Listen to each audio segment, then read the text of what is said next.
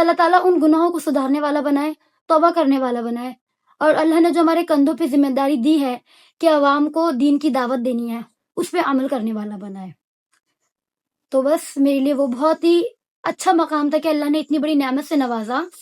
تو جب میرے خیال میں آیا کرتی تھی یہ باتیں کہ میں عالمہ کیوں کر رہی ہوں، میں دنیا کی پڑھائی کیسے کروں گی، یہ سب چیزیں آیا کرتی تھی، تو کبھی کبھار افسوس بھی ہوتا تھا کہ اور لڑکیاں تو یہ کر رہی ہیں اور میں یہاں ہوں، لیکن اللہ بہتر سے بہتر کرنے والا ہے۔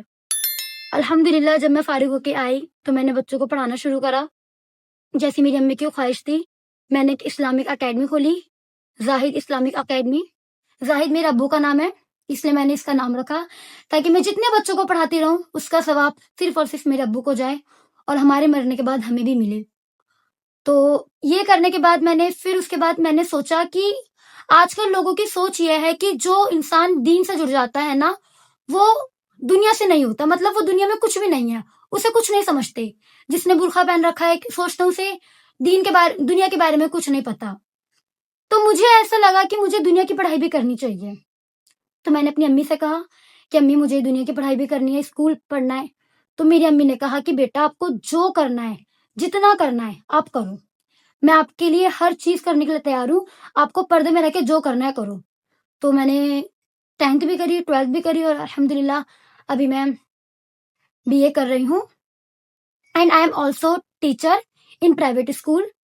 تو پوری تو نہیں پر تھوڑی بہت میں اپنے پیروں پہ کھڑی ہوئی ہوں، اور میں آگے بڑھنا چاہتی ہوں اور زیادہ، ابھی تو بہت کم مقام پہ ہوں۔ تو میں جو یہ سب کچھ ہوں تو یہ صرف اور صرف اپنی پہلے تو اللہ کی بدولت، اللہ نہ چاہے تو کچھ بھی نہیں ہو، بے شک وہ تو عز منتشا وہ تو ذل منتشا، ذلت دینے والا بھی وہی ہے اور عزت دینے والا بھی میرا اللہ ہی ہے۔ تو اللہ نے اتنی اچھی عزت دی، اتنا بڑا مقام دیا کہ مجھے اب اپنے آپ کے اندر بہت اچھا فیل ہوتا ہے کہ ہاں اللہ نے ہمیں پردے سے نوازا، اتنی بڑی اہمیت دی ہمیں۔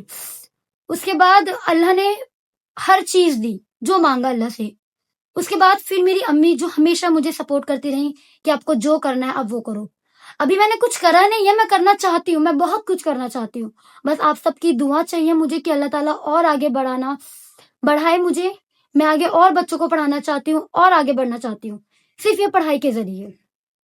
تو میرا کہنا صرف یہی ہے کہ ہمیں اس موقع پہ اپنا دین بھی حاصل کرنا چاہیے اور دنیا بھی، دونوں چیزیں ہمارے لیے ضروری ہیں۔ اور آپ لوگ یہ سوچتے ہیں کہ ہم پردہ کر لیں گے تو ہم آگے کیسے بڑھیں گے، ہمارے سپنے ادھورے رہ جائیں گے، تو ایسا بالکل نہیں ہے۔ آپ پردہ کریے، اللہ کے احکامات پہ چلیں گی نا تو خود بخود اللہ آپ کی خواہش پوری کرے گا۔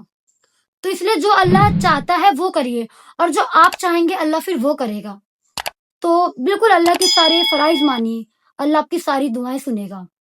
تو ایسا نہیں ہے، لوگوں کی سوچ ہے کہ جو انسان مولانا بن جاتا ہے تو اس کا راستہ صرف مسجد سے گھر ہے، جو عالم بن جاتے ہیں برقع پہنتے ہیں وہ صرف گھر میں رہتے ہیں، دین کی دعوت دیتے ہیں، بس گھر میں رہتے ہیں، باہر نہیں جا سکتے۔